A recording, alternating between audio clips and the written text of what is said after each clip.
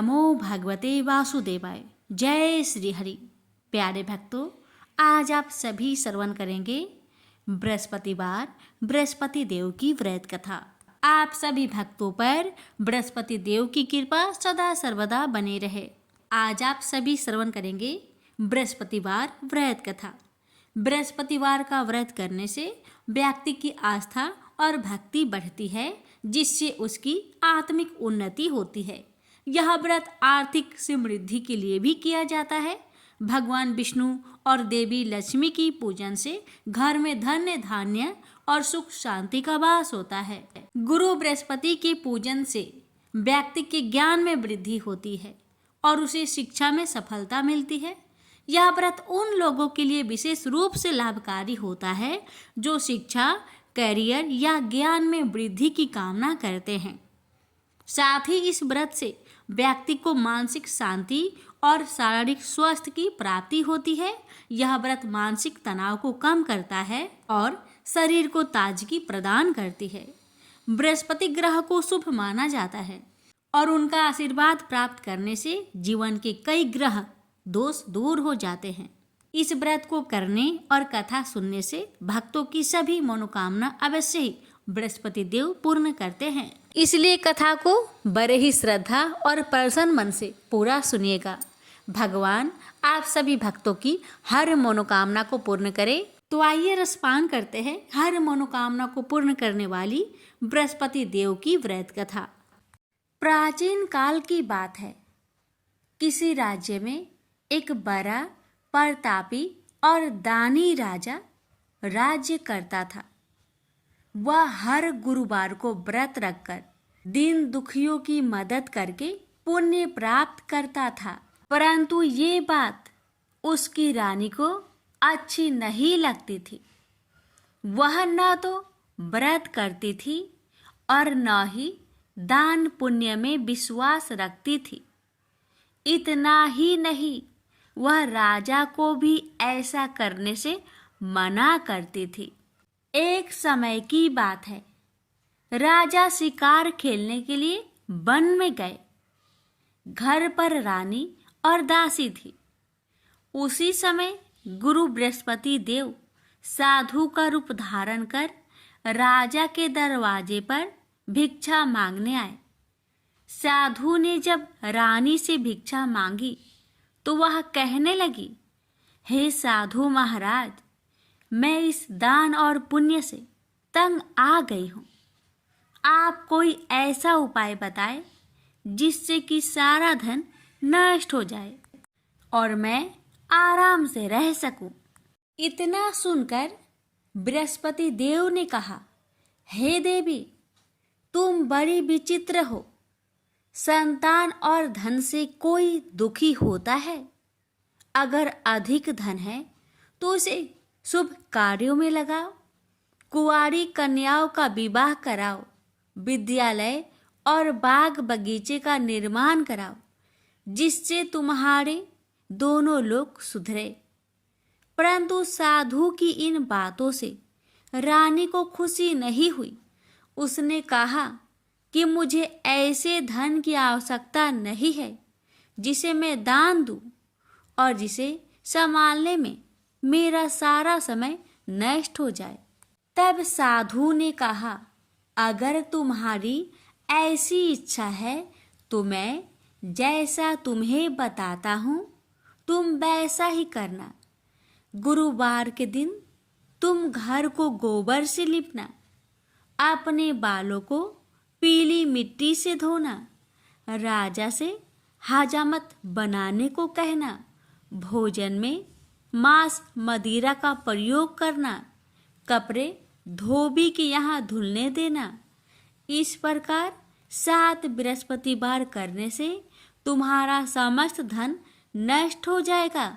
इतना कहकर साधु के रूप में बृहस्पति देव अंतर्ध्यान हो गए। साधु के अनुसार कई बातों को पूरा करते हुए रानी को केवल 3 बृहस्पतिवार ही बीते थे कि उसकी समस्त धन संपत्ति नष्ट हो गई। भोजन के लिए राजा का परिवार तरसने लगा।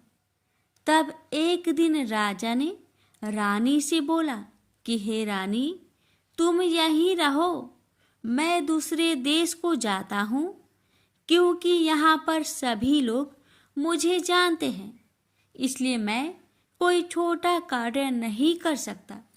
ऐसा कहकर राजा दूसरे देश चला गया।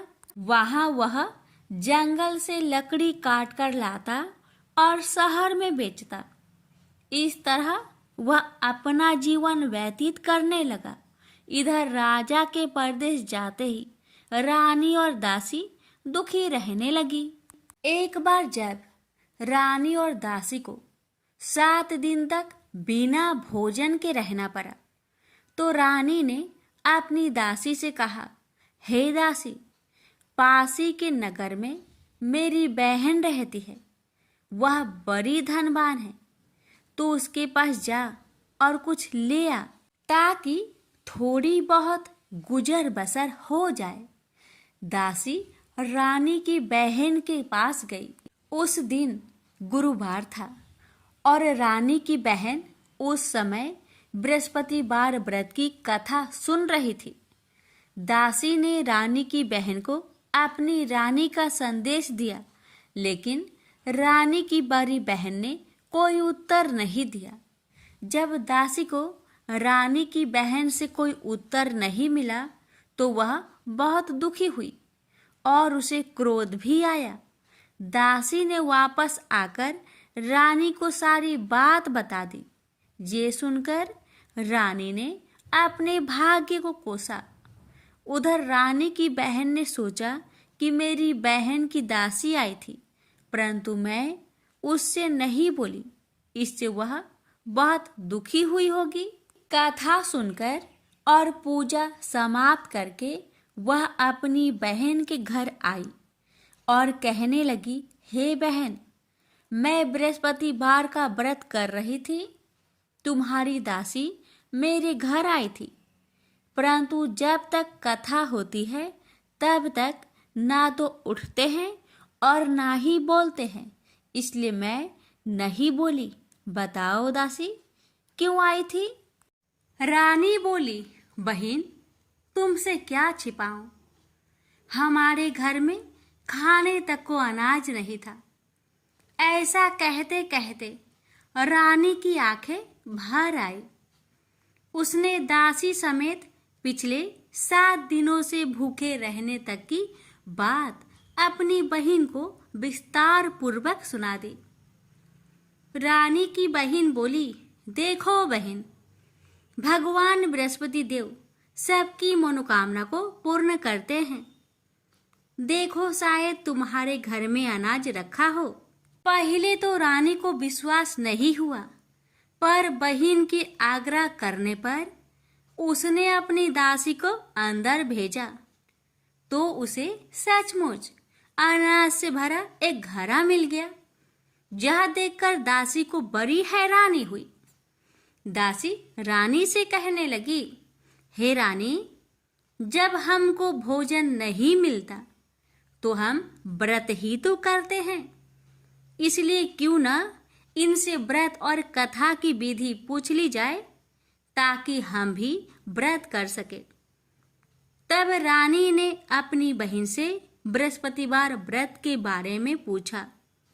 उसकी बहन ने बताया, बृहस्पतिवार के व्रत में चने की दाल और मुनक्का से विष्णु भगवान का केले के जड़ में पूजन करे तथा दीपक जलाए, व्रत कथा सुने और पीला भोजन ही करे। इससे बृहस्पति देव प्रसन्न होते हैं। व्रत और पूजन विधि बताकर रानी की बहन अपने घर लौट आई। 7 दिन के बाद जब गुरुवार आया तो रानी और दासी ने व्रत रखा। घुड़सार में जाकर चना और गुड़ लेकर आई। फिर उससे केले की जड़ तथा विष्णु भगवान का पूजन किया।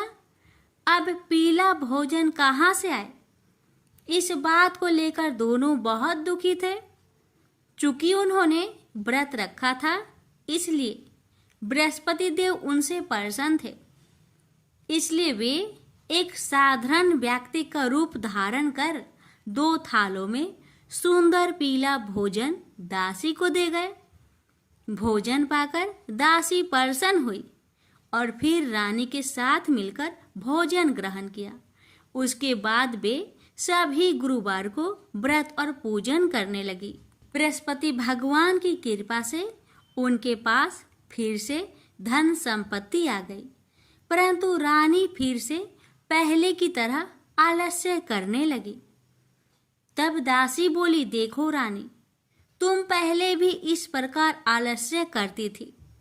तुम्हें धन रखने में कष्ट होता था, इस कारण सभी धन नष्ट हो गया, और अब जब भगवान बृहस्पति की कृपा से धन मिला है तो तुम्हें फिर से आलस्य होता है।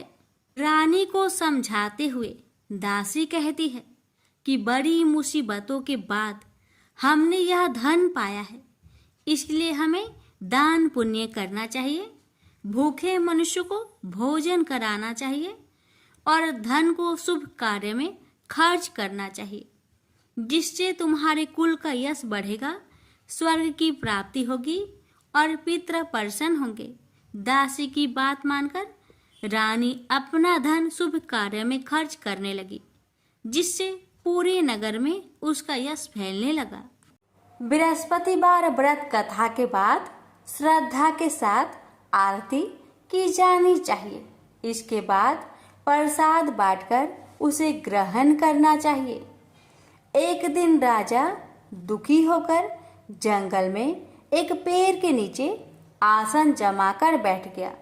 वह अपनी दशा को याद करके व्याकुल होने लगा। बृहस्पतिवार का दिन था।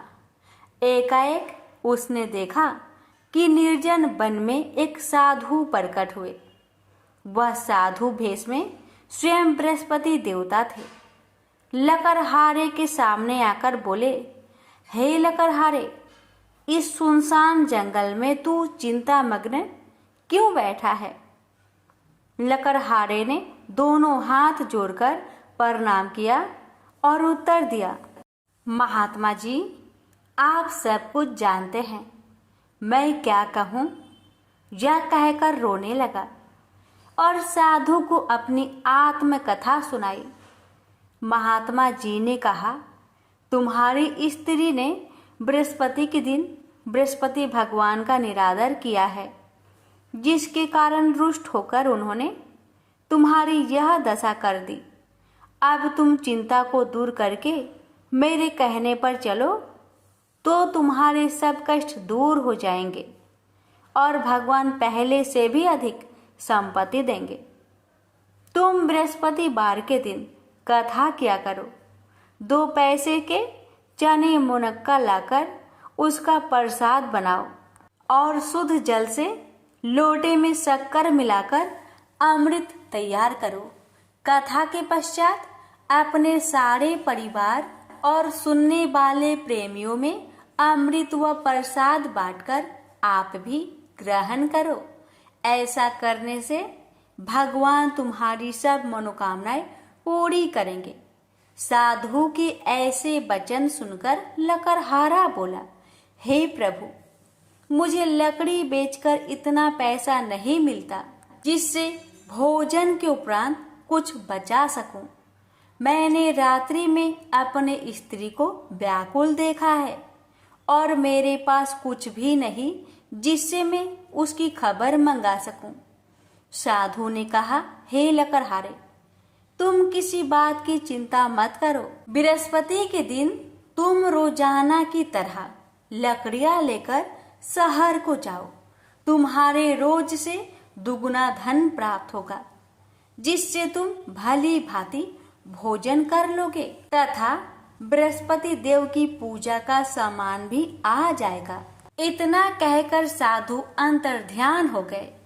धीरे धीरे समय व्यतीत होने पर फिर वही बृहस्पतिवार का दिन आया।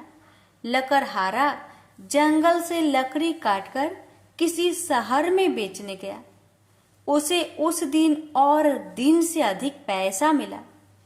राजा ने चना गुड़ आदि लाकर गुरुवार का व्रत किया। उस दिन से उसके सभी कलेश दूर हुए। परंतु जब दोबारा गुरुवार का दिन आया तो बृहस्पतिवार का व्रत करना भूल गया। इस कारण बृहस्पति भगवान नाराज हो गए। उस दिन उस नगर के राजा ने विशाल यज्ञ का आयोजन किया तथा शहर में यह घोषणा करा दी कि कोई भी मनुष्य अपने घर में भोजन न बनावे, न आग जलावे। समस्त जनता मेरे यहाँ भोजन करने आवे। इस आज्ञा को जो न मानेगा उसे फांसी की सजा दी जाएगी। इस तरह की घोषणा संपूर्ण नगर में करवा दी गई। राजा की आज्ञा अनुसार शहर के सभी लोग भोजन करने गए, लेकिन लकड़हारा कुछ देर से पहुंचा, इसलिए राजा उसको अपने साथ घर लिवा ले गए और ले जाकर भोजन करा रहे थे। तो रानी की दृष्टि उस खूंटी पर पड़ी जिस पर उसका हार लटका हुआ था। वह वहां पर दिखाई नहीं दिया। रानी ने निश्चय किया कि मेरा हार इस मनुष्य ने चुरा लिया है। उसी समय सिपाहियों को बुलवाकर उसको कारागार में डलवा दिया। जब लकड़हारा कारागार में पड़ गया और बहुत दुखी होकर विचार करने लगा कि ना जाने कौन से पूर्व जन्म के कर्म से मुझे यह दुख प्राप्त हुआ है, और उसी साधु को याद करने लगा जो कि जंगल में मिला था। उसी समय तत्काल बृहस्पति देव साधु के रूप में प्रकट हुए और उसकी दशा को देखकर कहने लगे, अरे मूर्ख, तूने बृहस्पति देव की कथा नहीं करी, इस कारण तुझे दुख प्राप्त हुआ है। अब चिंता मत कर। बृहस्पतिवार के दिन कारागार के दरवाजे पर 4 पैसे पड़े मिलेंगे। उनसे तू बृहस्पति देव की पूजा करना, तेरे सभी कष्ट दूर हो जाएंगे। बृहस्पति के दिन उसे 4 पैसे मिले। लकड़हारे ने कथा कही। उसे रात्रि को बृहस्पति देव ने उस नगर के राजा को सपने में कहा, हे राजा, तुमने जिस आदमी को कारागार में बंद किया है वह निर्दोष है, वह राजा है, उसे छोड़ देना। रानी का हार उसी खूंटी पर लटका है। अगर तू ऐसा नहीं करेगा तो मैं तेरे राज्य को नष्ट कर दूंगा। इस तरह रात्रि के सपनों को देखकर राजा प्रातः काल उठा और खूंटी पर हार देखकर लकड़हारे को बुलाकर क्षमा मांगी तथा लकड़हारे को योग्य सुंदर वस्त्र आभूषण देकर विदा कर दिया। बृहस्पति देव की आज्ञा अनुसार लकड़हारा अपने नगर को चल दिया। राजा जब अपने नगर के निकट पहुंचा तो उसे बड़ा आश्चर्य हुआ। नगर में पहले से अधिक बाग, तालाब, कुएं तथा बहुत सी धर्मशाला, मंदिर आदि बन गई है। राजा ने पूछा, यह किसका बाग और धर्मशाला है? तब नगर के सब लोग कहने लगे, यह सब रानी और बांदी की है। तो राजा को आश्चर्य हुआ और गुस्सा भी आया। जब रानी ने यह खबर सुनी कि राजा आ रहे हैं तो उन्होंने बांदी से कहा कि हे दासी, देख, राजा हमको कितनी बुरी हालत में छोड़ गए थे। हमारी ऐसी हालत देखकर वह लौट न जाए, इसलिए तू दरवाजे पर खड़ी हो जा। आज्ञा अनुसार दासी दरवाजे पर खड़ी हो गई। राजा आए तो उन्हें अपने साथ लिवा लाई। तब राजा ने क्रोध करके अपनी रानी से पूछा कि यह धन तुम्हें कैसे प्राप्त हुआ? तब उन्होंने कहा, हमें यह सब धन बृहस्पति देव के इस व्रत के प्रभाव से प्राप्त हुआ है। राजा ने निश्चय किया कि 7 रोज बाद तो सभी बृहस्पति देव का पूजन करते हैं, परंतु मैं प्रतिदिन दिन में 3 बार कहानी तथा रोज व्रत किया करूंगा। अब हर समय राजा ने दुपट्टे में चने की दाल बांधी रहती तथा दिन में 3 बार कहानी कहता। एक रोज राजा ने विचार किया कि चलो अपनी बहन के यहाँ हो आवे। इस तरह निश्चय कर राजा घोड़े पर सवार हो अपनी बहन के यहाँ को चलने लगा। मार्ग में उसने देखा कि कुछ आदमी एक मुर्दे को लिए जा रहे हैं। उन्हें रोककर राजा कहने लगा, अरे भाइयों, मेरी बृहस्पति देव की कथा सुन लो। वे बोले, लो, हमारा तो आदमी मर गया है, इसको अपनी कथा की परी है। परंतु कुछ आदमी बोले, अच्छा कहो, हम तुम्हारी कथा भी सुनेंगे। राजा ने दाल निकाली और जब कथा आधी हुई थी कि मुर्दा हिलने लग गया, और जब कथा समाप्त हो गई तो राम राम करके मनुष्य उठकर खड़ा हो गया। आगे मार्ग में उसे किसान खेत में हल चलाता मिला। राजा ने उसे देख और उससे बोले, अरे भैया, तुम मेरी बृहस्पतिवार की कथा सुन लो। किसान बोला, जब तक मैं तेरी कथा सुनूंगा तब तक 4 हरैया जोत लूंगा। जा अपनी कथा किसी और को सुनाना। इस तरह राजा आगे चलने लगा। राजा के हटते ही बैल पछाड़ खाकर गिर गए तथा किसान के पेट में बड़ी जोर का दर्द होने लगा। उस समय उसकी माँ रोटी लेकर आई। उसने जब यह देखा तो अपने पुत्र से सब हाल पूछा और बेटे ने भी सभी हाल कह दिया। तो बुढ़िया दौड़ी दौड़ी उस घोड़ सवार के पास गई और उससे बोली कि मैं तेरी कथा सुनूंगी, तू अपनी कथा मेरे खेत पर चलकर ही कहना। राजा ने बुढ़िया के खेत पर जाकर कथा कही। इसके सुनते ही वह बैल उठ खड़ा हुई तथा किसान के पेट का दर्द भी बंद हो गया। राजा अपनी बहन के घर पहुंचा। बहन ने भाई की खूब मेहमानी की। दूसरे रोज प्रातःकाल राजा जागा तो वह देखने लगा कि सब लोग भोजन कर रहे हैं। राजा ने अपनी बहन से कहा, ऐसा कोई मनुष्य है जिसने भोजन नहीं किया हो? मेरी बृहस्पतिवार की कथा सुन ले। बहन बोली, हे भैया, यह देश ऐसा ही है कि पहले यहाँ लोग भोजन करते हैं, बाद में अन्य काम करते हैं। अगर कोई पड़ोस में हो तो देख आऊं। वह ऐसा कहकर देखने चली गई, परंतु उसे कोई ऐसा व्यक्ति नहीं मिला जिसने भोजन न किया हो। अतः वह एक कुम्हार के घर गई जिसका लड़का बीमार था। उसे मालूम हुआ कि उनके यहाँ 3 रोज से किसी ने भोजन नहीं किया है।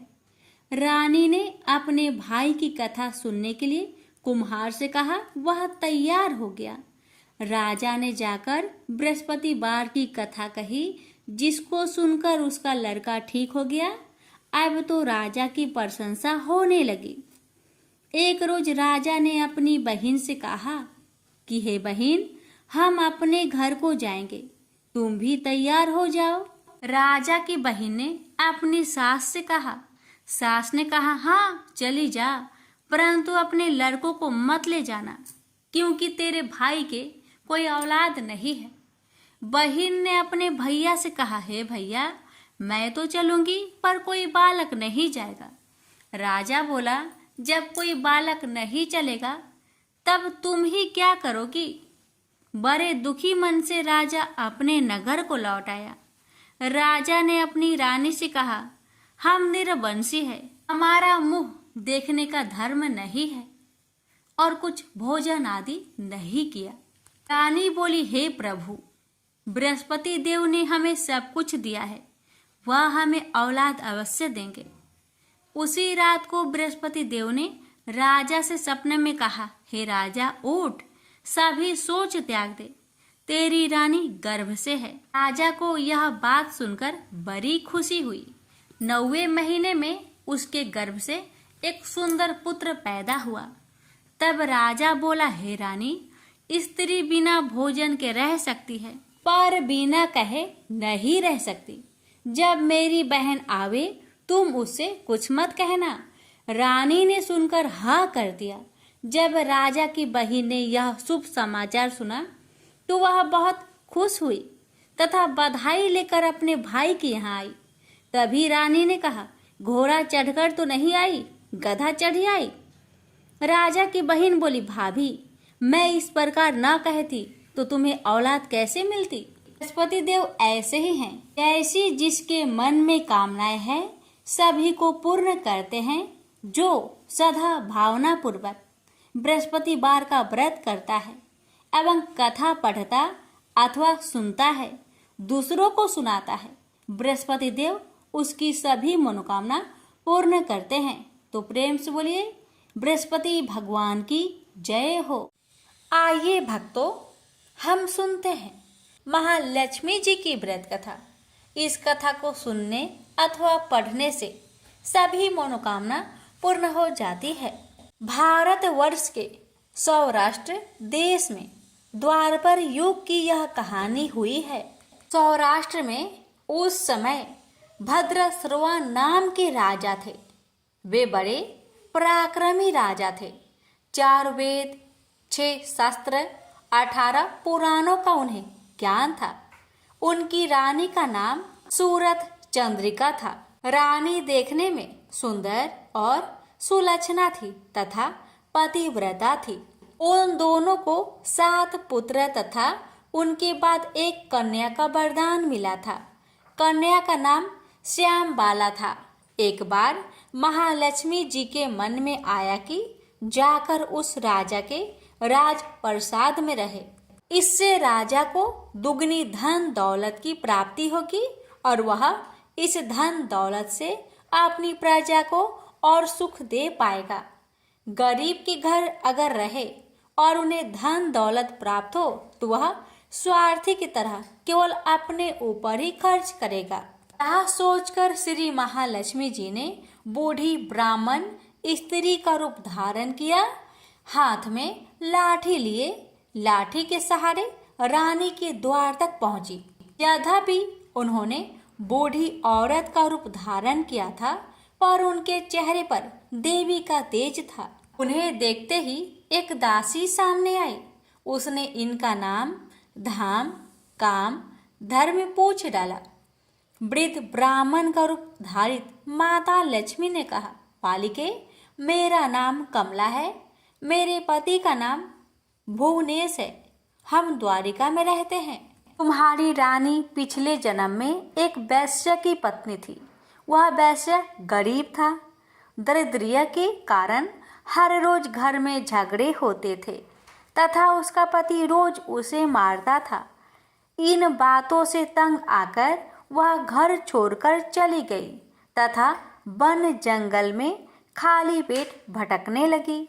उसकी इस दुर्दशा पर मुझे दया आई, तब मैंने उसे सुख संपत्ति देने वाली श्री महालक्ष्मी जी की कथा सुनाई। मेरे कहने पर उसने श्री महालक्ष्मी जी का व्रत किया। श्री महालक्ष्मी जी प्रसन्न हुई, उसकी गरीबी दूर हुई, उसका घर संसार दौलत संतति संपत्ति से भर गया। बाद में पति पत्नी दोनों परलोक सिधारे। लक्ष्मी व्रत करने के कारण वे लक्ष्मी लोक में रहे। उन्होंने जितने साल महालक्ष्मी जी का व्रत किया उतने हजारों साल उन्हें सुख भोग मिला। इस जन्म में उनका जन्म राजघराने में हुआ है, परंतु वह श्री महालक्ष्मी जी का व्रत करना भूल गई है। उसे यह याद दिलाने मैं यहाँ आई हूँ। बुढ़िया की बातें सुनकर दासी ने उन्हें प्रणाम किया तथा श्री महालक्ष्मी जी का व्रत किस तरह किया जाए इस बारे में पूछा। बुढ़िया रूप धारण किए हुए श्री महालक्ष्मी माता ने दासी को पूजा की विधि तथा महिमा बताई। इसके बाद वह दासी माता को प्रणाम कर रानी को बताने अंदर चली गई। राज वैभव में रहते हुए रानी को अपने ऐश्वर्य का बहुत घमंड हुआ था। संपत्ति तथा अधिकार के वजह से वह उन्मत्त हो गई थी। दासी द्वारा बताई गई बुढ़िया की बातें सुनकर वह आग बबूला हो गई और राजद्वार पर आकर बुढ़िया रूपी श्री महालक्ष्मी पर बरस पड़ी। उसे यह मालूम नहीं था कि श्री महालक्ष्मी माता बुढ़िया का रूप धारण किए द्वार तक आई हैं, परंतु रानी का इस कदर रूख बर्ताव तथा अपना अनादर देखकर माता ने वहां ठहरना ठीक ना समझा। वे वहां से चल पड़ी। राह में उन्हें राजकुमारी श्यामबाला मिली। उन्होंने श्यामबाला को सारी बात बताई। श्यामबाला ने अपनी ओर से श्री महालक्ष्मी माता से क्षमा मांगी। माता को उस पर दया आई। उन्होंने श्यामबाला को श्री महालक्ष्मी व्रत के बारे में बताया। उस दिन अगहन यानी मार्गशीर्ष माह का पहला गुरुवार था। श्यामबाला ने परम श्रद्धा से श्री महालक्ष्मी जी का व्रत रखा। फल स्वरूप राजा सिद्धेश्वर के सुपुत्र मालाधर से उसका विवाह हुआ। वह धन दौलत ऐश्वर्य वैभव से माला माल हो गई। पति के साथ ससुराल में आनंद से दिन बिताने लगी। इधर श्री महालक्ष्मी का रानी पर प्रकोप हुआ। फलस्वरूप राजा भद्रसर्वा का राज्य एवं राज कारोबार नष्ट हो गया, यहाँ तक कि खाने की लाले पड़ गए। ऐसी हालात में एक दिन रानी ने राजा से निवेदन किया, हमारा दामाद इतना बड़ा राजा है, धनवान है, ऐश्वर्यशाली है, क्यों ना उसके पास जाए, अपना हाल उसे बताए, वह जरूर हमारी मदद करेगा। इस बात पर राजा भद्रसर्वा दामाद के पास रवाना हुए। राज्य में पहुंचकर एक तालाब के किनारे थोड़ी देर विश्राम लेने के लिए ठहरे। तालाब से पानी पीने आते जाते दासियों ने उन्हें देखा। उन्होंने विनम्रता से उनकी पूछताछ की। जब उन्हें यह मालूम हुआ कि वे रानी श्यामबाला के पिता है, तो दौड़ते हुए जाकर उन्होंने रानी को सारी बात बताई।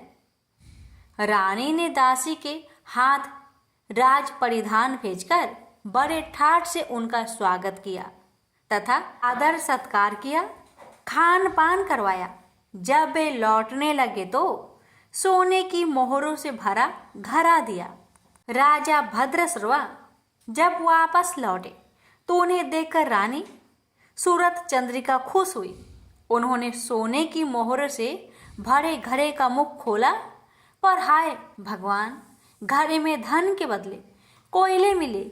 ये सब श्री महालक्ष्मी जी के प्रकोप से हुआ। इस प्रकार दुर्दशा में और कई दिन बीत गए।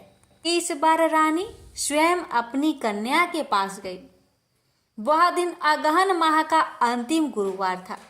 श्यामबाला ने श्री महालक्ष्मी का व्रत किया, पूजा की, अपनी माता से भी व्रत करवाया। इसके बाद रानी अपने घर आई। श्री महालक्ष्मी का व्रत रखने पर उसे फिर से अपना राजपाट, धन दौलत, ऐश्वर्य प्राप्त हुआ। वह फिर से सुख शांति आनंदमय जीवन बिताने लगी। कुछ दिनों बाद राजकन्या श्यामबाला अपने पिता के घर आई। उसे अपने घर देखकर सूरत चंद्रिका को पुरानी बातें याद आई। यही कि श्यामबाला ने अपने पिता को घड़ा भर कोयला दिया था और उसने तो कुछ भी नहीं दिया था। इसी कारण श्यामबाला को पिता के घर आने पर उसका कोई आदर आतिथ्य नहीं हुआ, बल्कि अनादर हुआ। पर उसने इस बात का बुरा नहीं माना।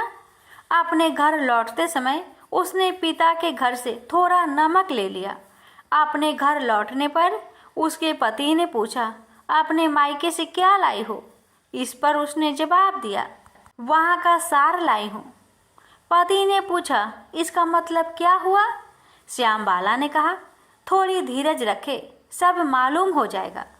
उस दिन श्यामबाला ने सारा भोजन नमक बिना डाले ही बनाया और परोसा। पति ने खाना चखा, सारा खाना नमक बिना था, इसलिए स्वाद न आया। फिर श्यामबाला ने थाली में नमक डाला, इससे सारा भोजन स्वादिष्ट लगने लगा। तब श्यामबाला ने पति से कहा, यही है वह मायके से लाया हुआ सार। पति को उसकी बात सही लगी।